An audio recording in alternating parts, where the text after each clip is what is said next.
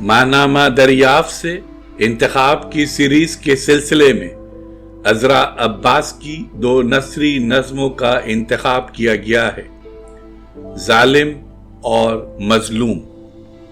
دوسری نثری نظم جس کا عنوان ہے ایک خط ایک خالی گھر میں پڑا ہے۔ عذرا عباس کی نثری نظم ظالم اور مظلوم سماعت فرمائیے۔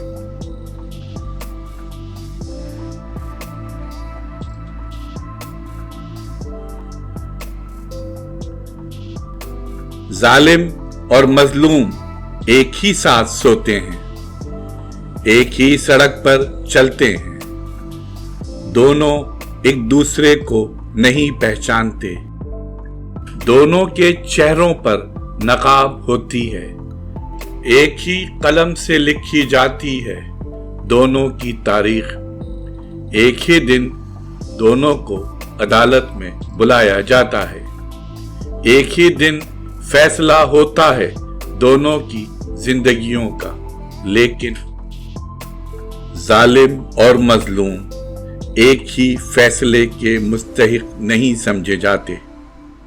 عدالت فیصلہ کرتی ہے، مظلوم کو ظالم کے ظلم سے نجات دلائی جا سکتی ہے اگر دفعہ 302 کے تحت مظلوم اقرار جرم کر لے۔